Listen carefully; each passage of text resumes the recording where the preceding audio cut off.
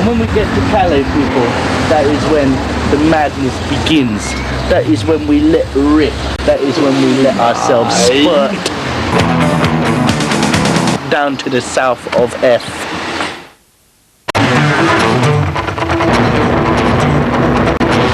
Four motorcycles, four men, foreplay. Their mission? To find the baddest, raddest motorcycle on the face of the planet. Or maybe even off the edge of it.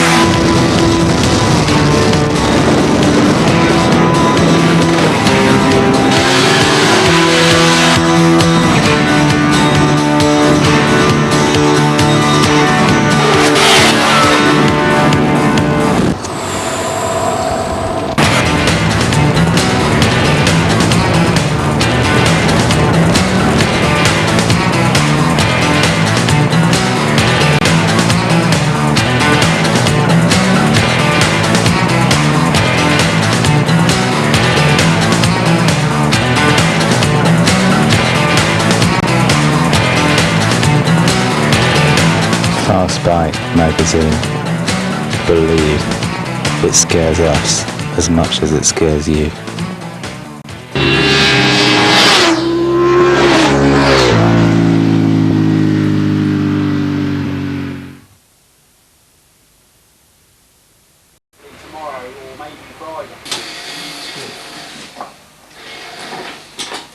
First thing you got to do with the allegedly four most powerful motorcycles in the Milky Way is to prove it.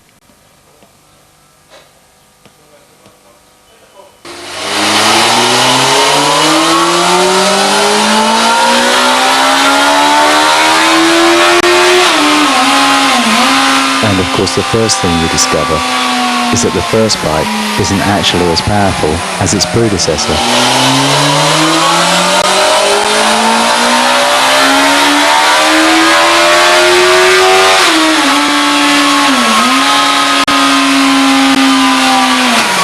That's right.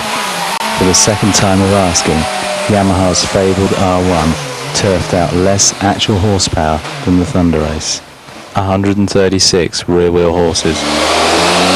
This we kind of expected, but what we didn't expect was that it was also considerably less than the bike that could have been said to have started the whole mega powerful trend in the first place, the ZZR 1100. The old Z did itself proud at well over 138 bhp.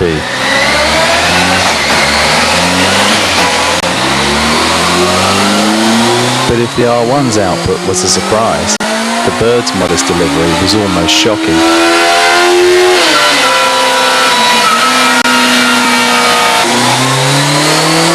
Less than 140 bhp for a bike that once claimed over 150. A clear deficit over the Hayabusa, whose 22 bhp advantage ended up at exactly almost 160 bhp at the back wheel.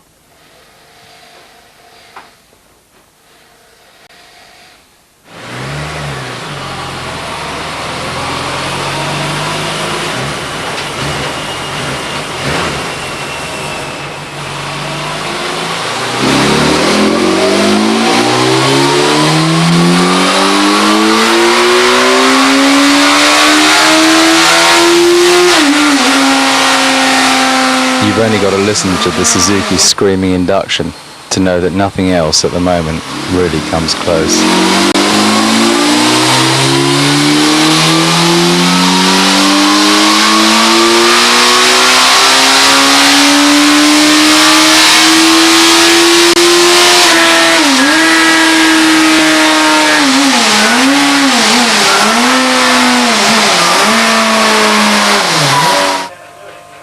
A fact that was confirmed by the trace over graphs.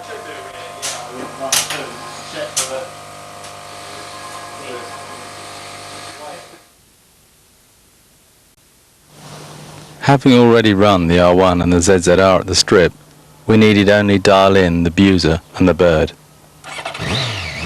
Though of course the first thing you do is warm up the tyres in traditional fast bike style. And it's not just the Buser that can get it sideways on the power.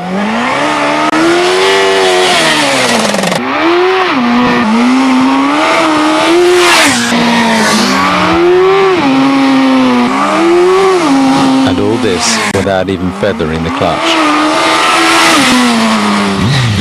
Considering how many stupid safety aids the Bird's encumbered with to prevent you having fun, it availed itself remarkably well.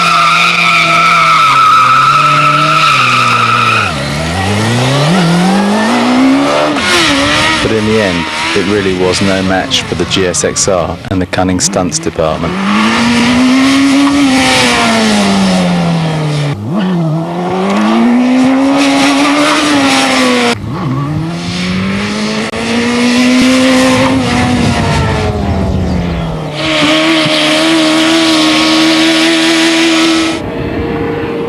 And try as it might, it was never going to match it for top speed either. 178 miles an hour.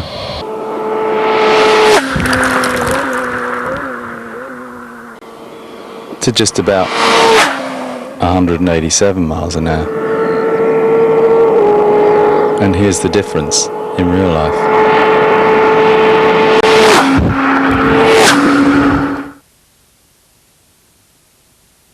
Rob, this one's empty.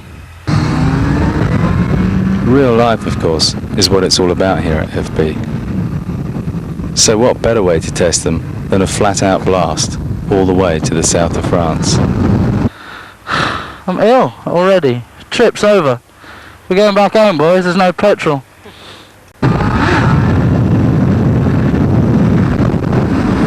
Better if I start fucking hitting it.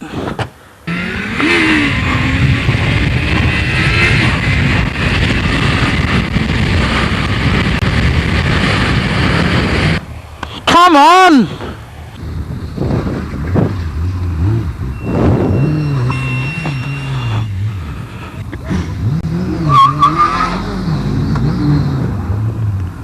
Oh, fuck!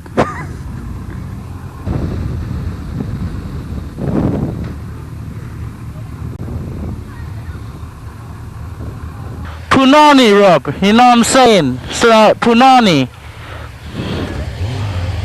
Wicked.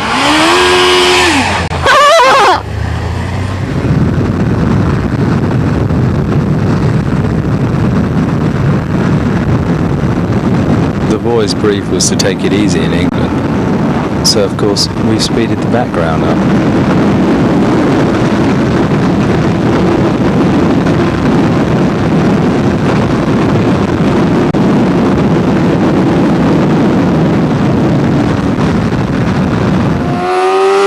Over in France, no such need for caution.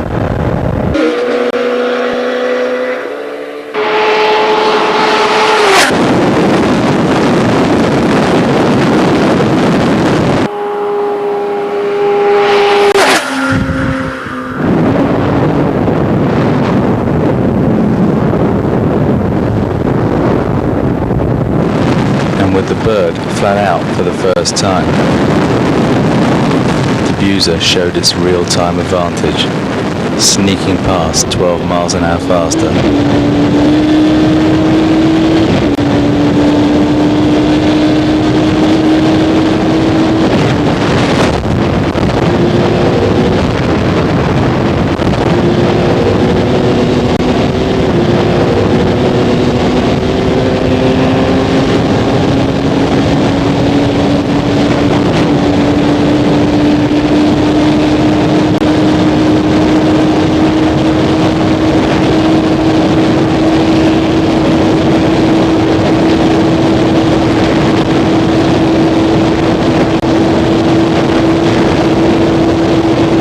again, flat out on the bird. Just watch the Buser go.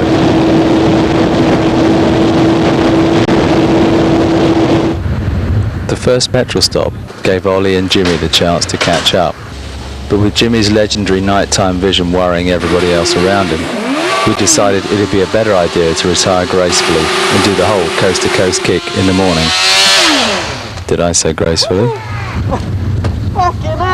Shaky seems to have adopted Jimmy's mantle of mechanical anarchist rather well, don't you think? I couldn't pick it back up! I was out stuck! It's a quick pickup.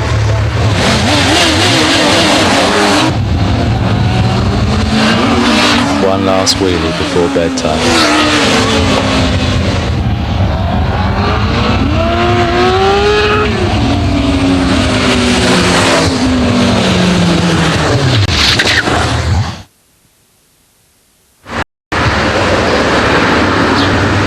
Dawn in a peaceful French town.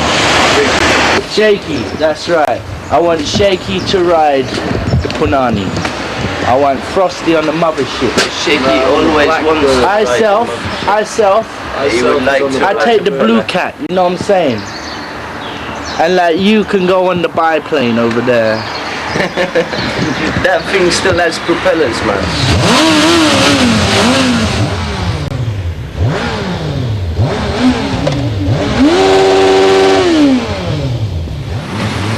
Let the madness begin.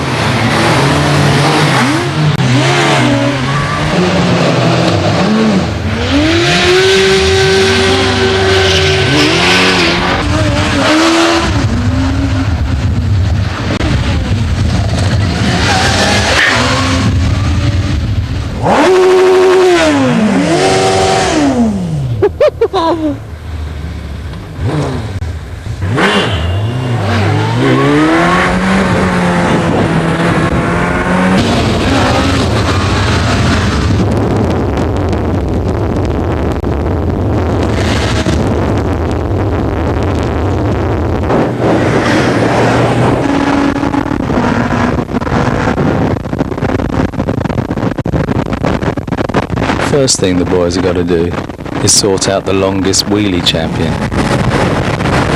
Shakes is still ahead, but Frosty's catching up pretty fast. Check this out.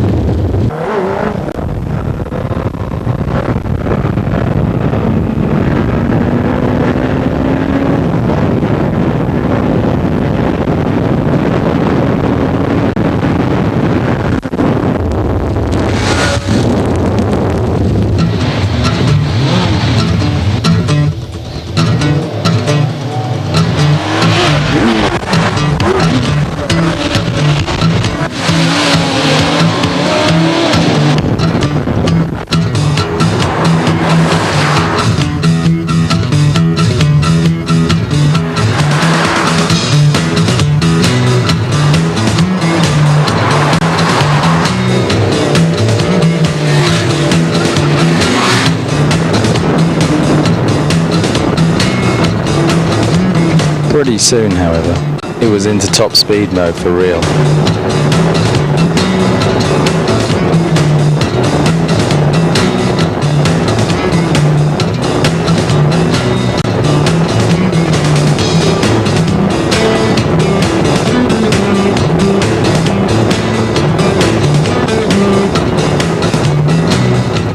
And we mean top speed. The R1's indicating 190 miles an hour when the Buser flies past.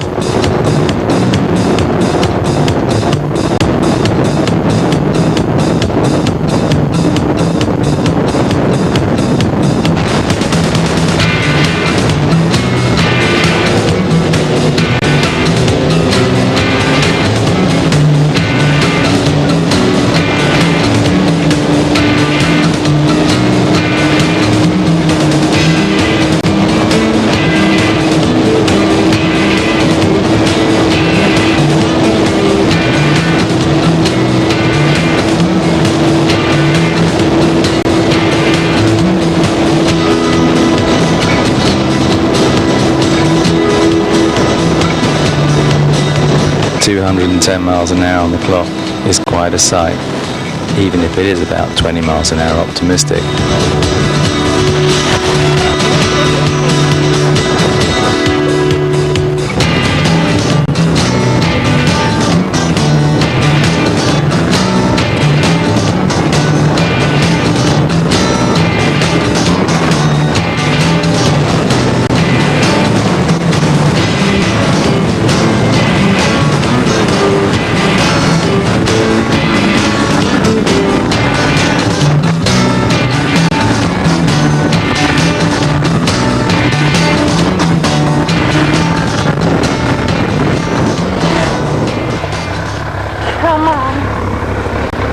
Finally, it's time for swapsies.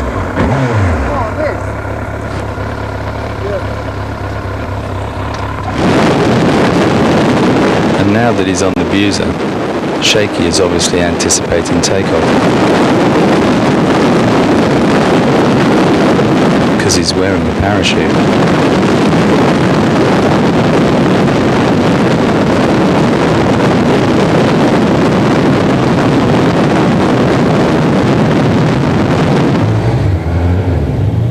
Little does he realise that the worst danger comes not at 200 miles an hour, but at standstill. That is, when Jimmy's behind you.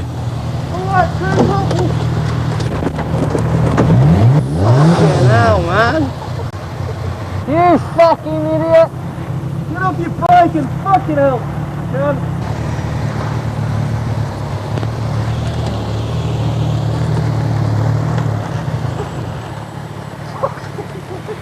Unbelievable.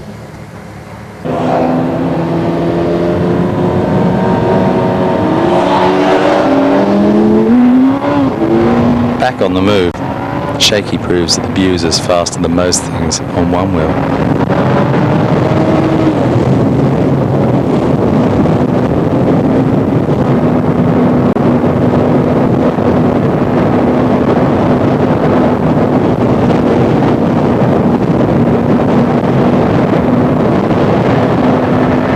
Certainly on two.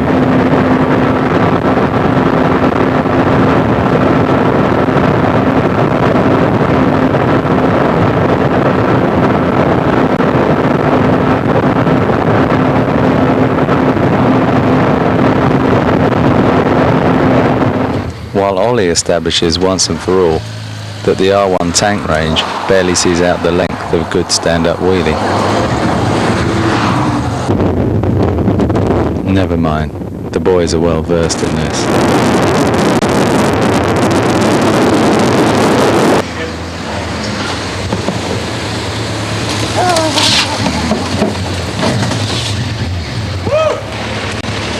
Anyone seen it here? He's done that before. The bollocks has the mothership.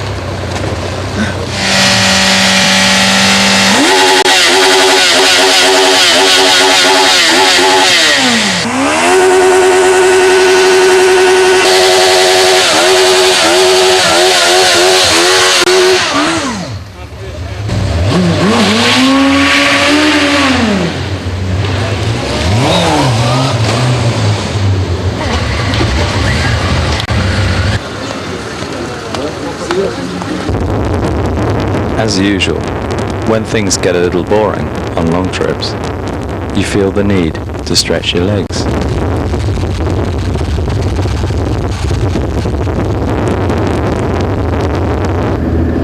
In more ways than one.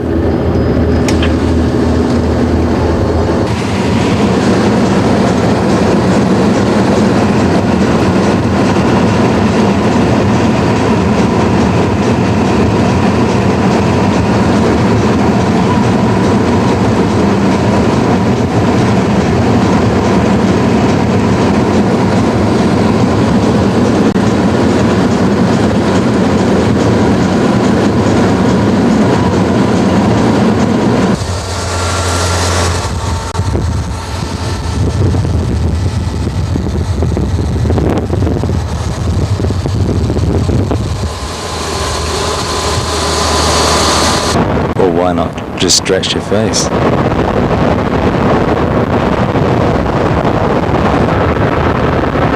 back to serious business.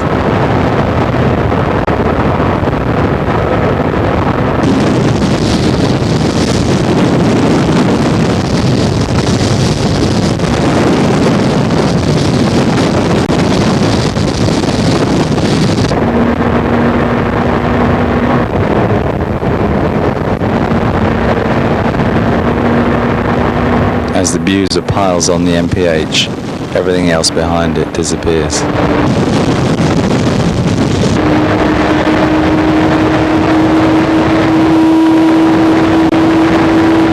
This time, showing a monumental 215 miles an hour on the clock.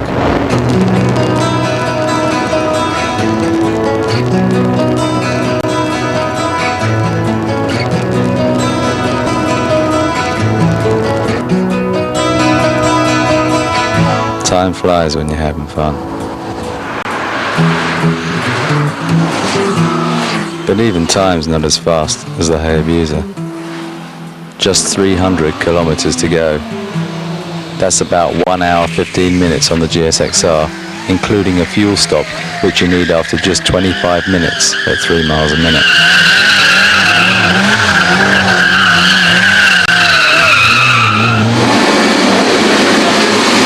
Not to mention a little heat.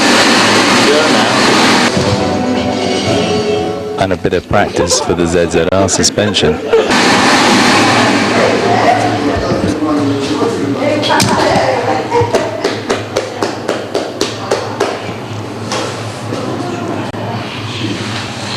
Cool's that, then, Gemma? Damn!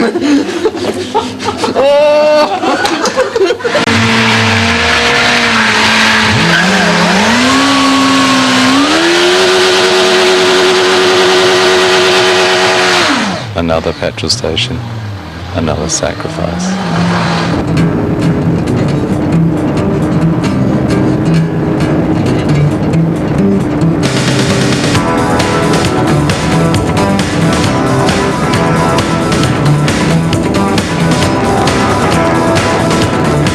At last, Montelieu beckons. 730 miles, 1,000 plus kilometers in about 6.5 hours, with 10, repeat 10 stops for fuel.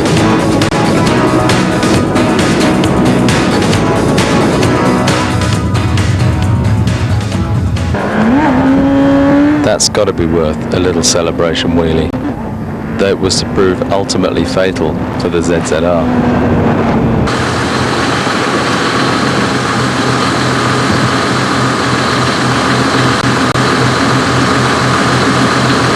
Blackbird was the best.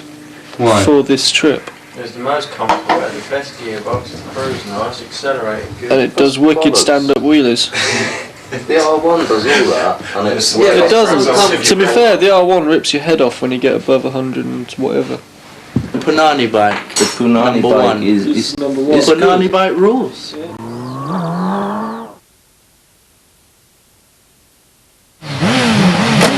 Amazingly, though the boys were still raring to go after 3 hours sleep, the Red Baron, back of the ZZR, was feeling a little jaded. 1 down, 3 to go.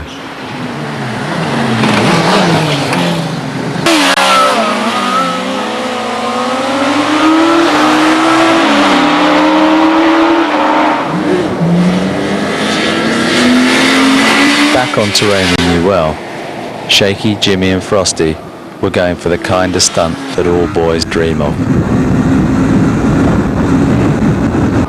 A 3-up.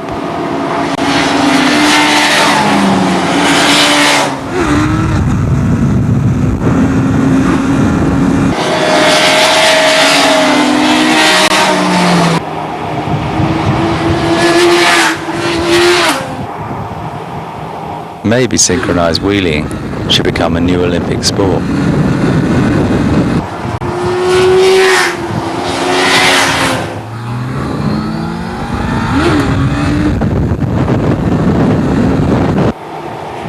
If it did, there's no doubt which team would take the gold.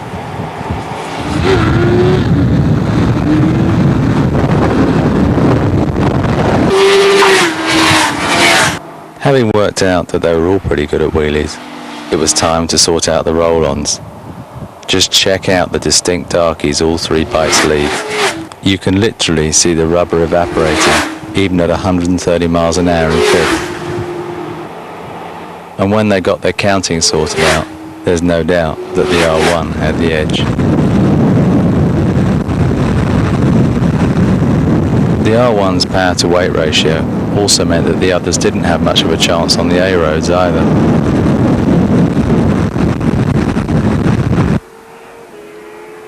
Though the heavier bikes did look a lot more stable.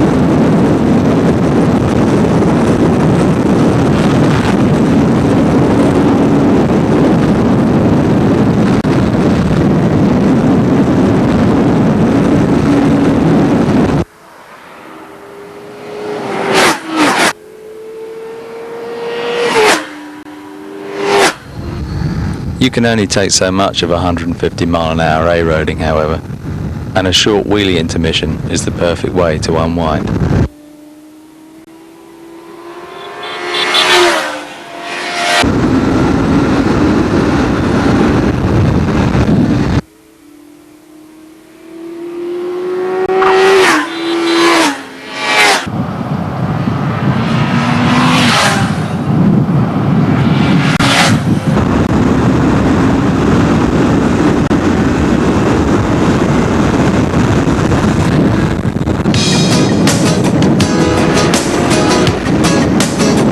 Combat was shortly resumed, however.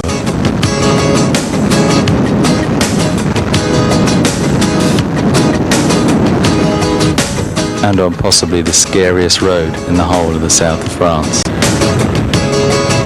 You couldn't imagine a worse place to match Jimmy and Frosty with a bird and abuser than the Leluc to Le Gard road.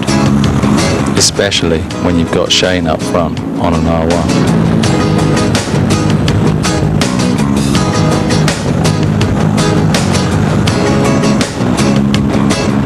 This road has claimed myself on a Blade, Frosty on a ZX9, Jimmy on an X-Up, and Hammer on a 600.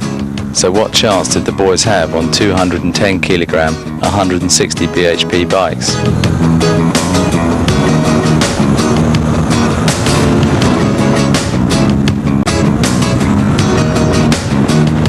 Against the 175 kilogram R1, none, quite frankly.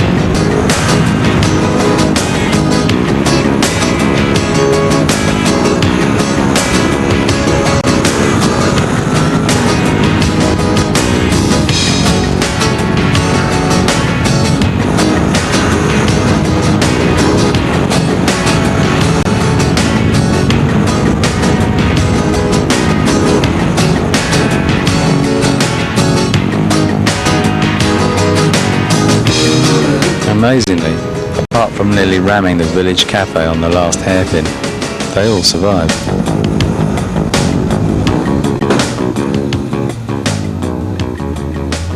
Jimmy explains his overshoot. So I had my first ever crash, you know, forefront. What? First ever accident I had for Colin. Yeah. It's right here where we're standing. Was it? What did you do? Came down there, and instead of like overshooting the corner like I did back there and pretending I'm going to a restaurant, what I did was, I went across there, there was a Renault 4 van coming up here. So I just thought, fuck it, why not? So I lobbed this X up underneath it. And I think you'd have liked it. It's definitely your kind of thing.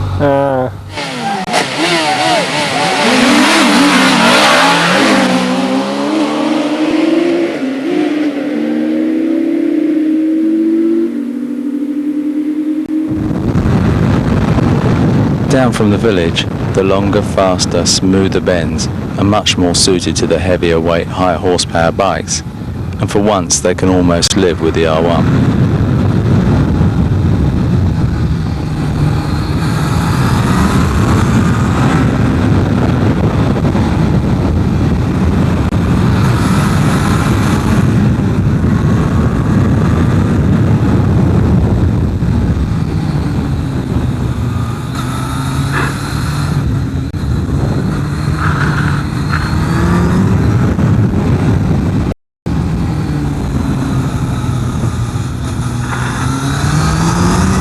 Again, rather amazingly at these speeds, the only oncoming moment the boys had was with a fly.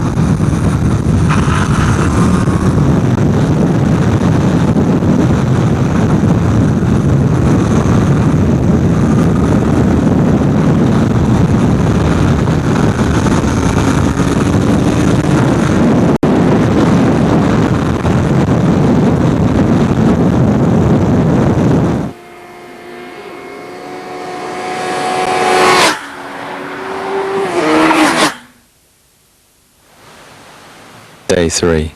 Serious stuff. We were down to 2, having mullered the R1's tyre. Not that the other 2 were looking that much better.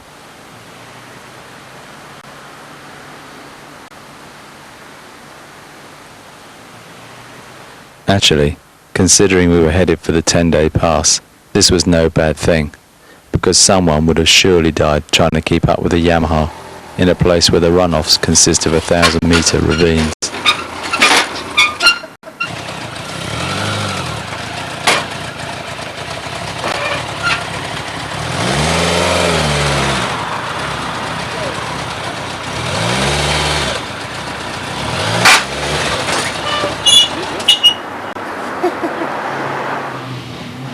In all of Europe, there is no more testing road than the 70 kilometres from Menton to Tendu.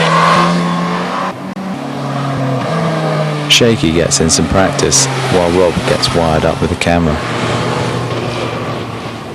Actually, this was to prove a rather unfair advantage.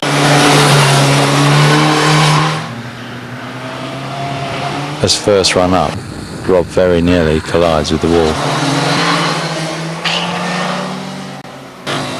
Just check that suspension wallow.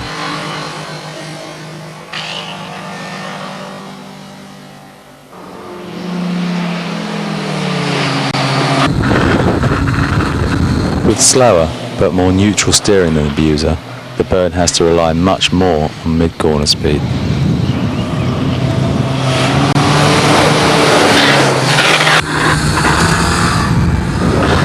Unfortunately, that just means it decks out everywhere.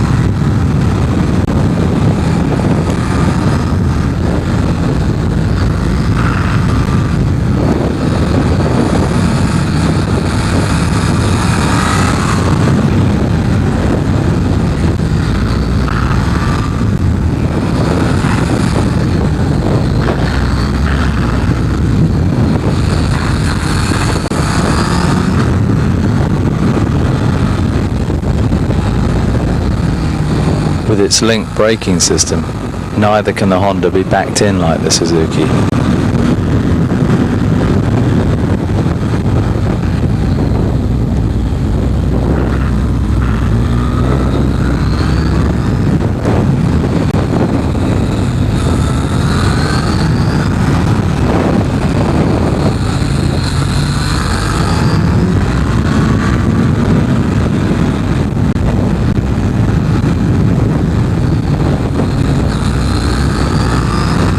Now Shaky's really got the hang of sliding the Abuser on the way in.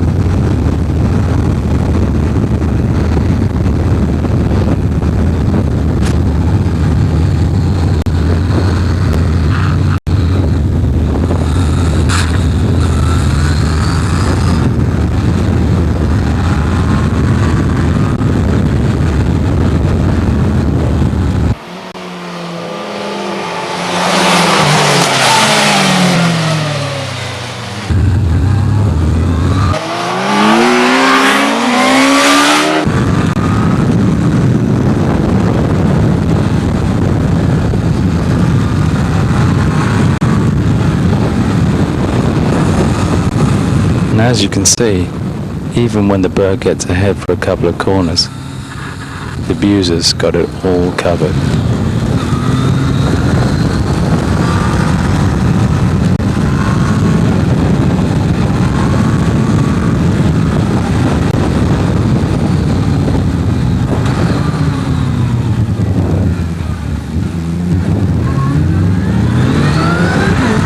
Leaving Rob to play catch up on exit yet again.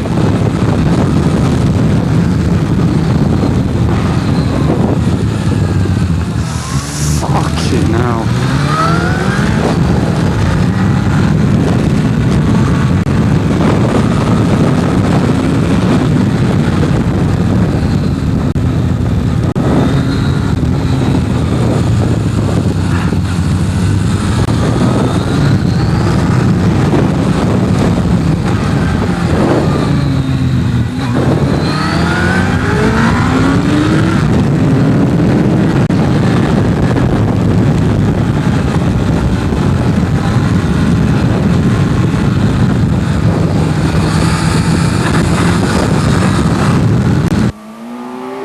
you scared of the dark?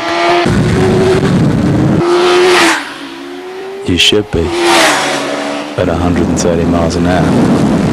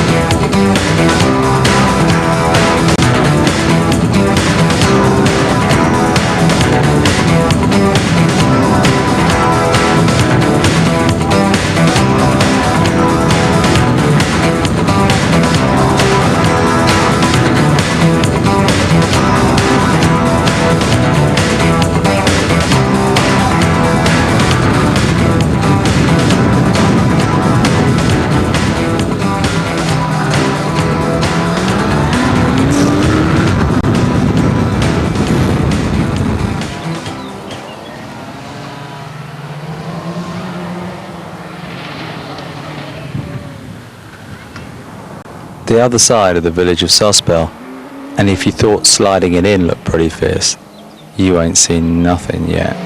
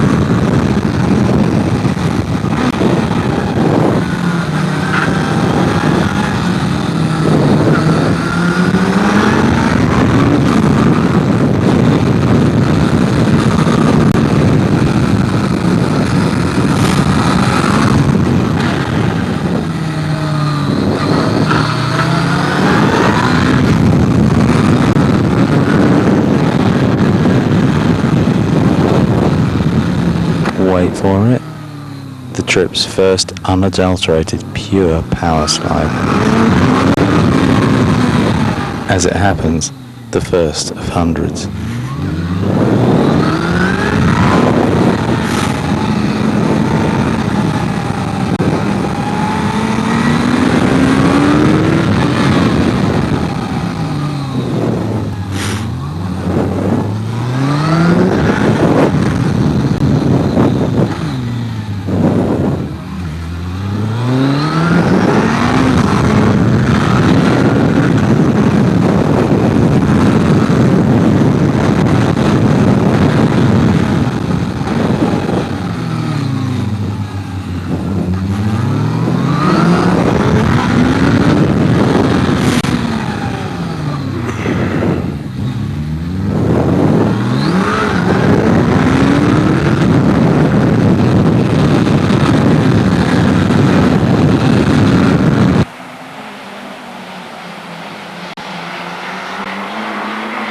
If you can have more fun than this, we don't know where, and we don't know how.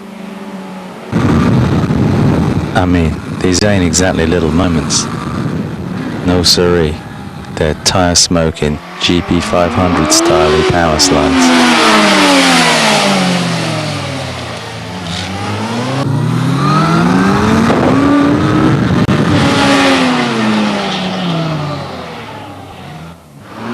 The boys decide once just ain't enough and head down for another go.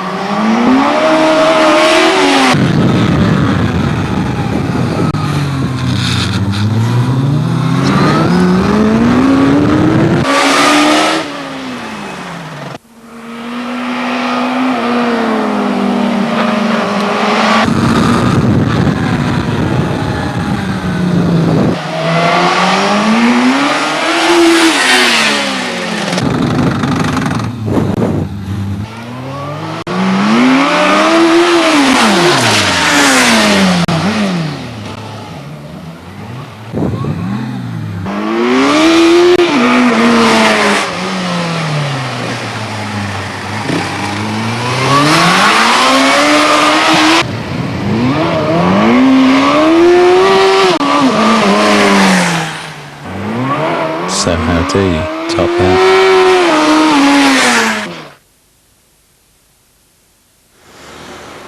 You don't. At least not on the ZZR11, which finally threw in the towel halfway home. Luckily, it was fixable, which was just as well, as the truck and trailer blew up terminally. Yeah. How do you think the engine got a little bit too warm, Rob? Rob? Nothing's doing me, mate.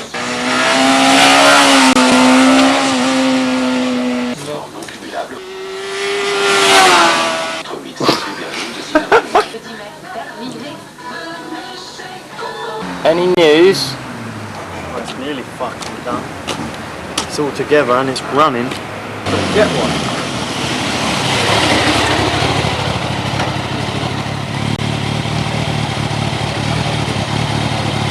Okay? Yeah?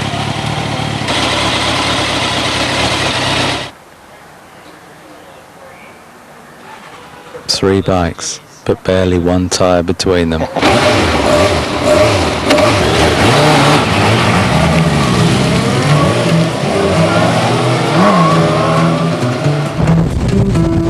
The return journey was necessarily a lot more low-key.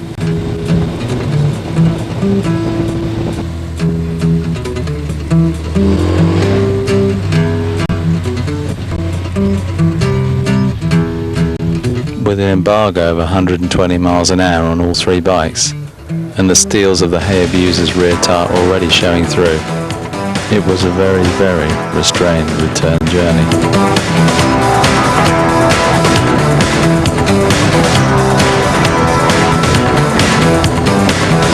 And of course, it even started raining.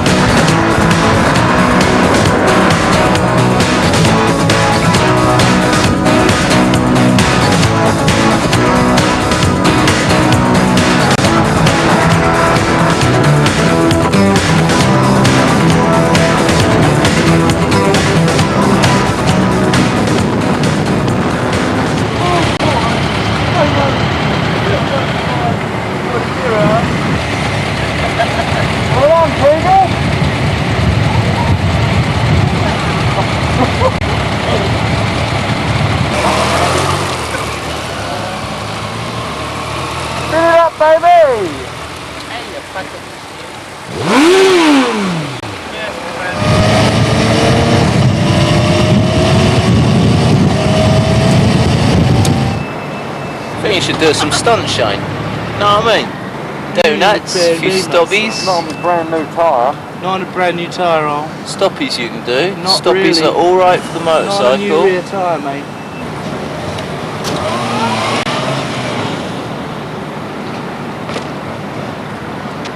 So every tyre does indeed have a silver lining. And I suppose if ours hadn't shown through so quickly, we may not have all made it back alive.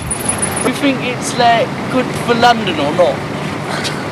I was just thinking of your health, Jimmy. You know, I didn't want you riding it on the way back. I'm still gonna have a go, my son. I think it's alright. Yeah, look below.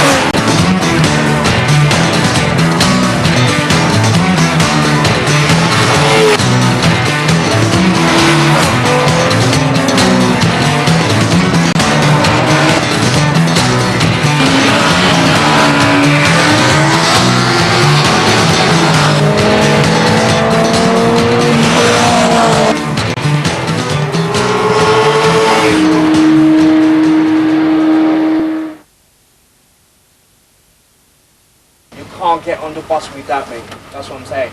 No love with the skateboard? No. I'll get off then.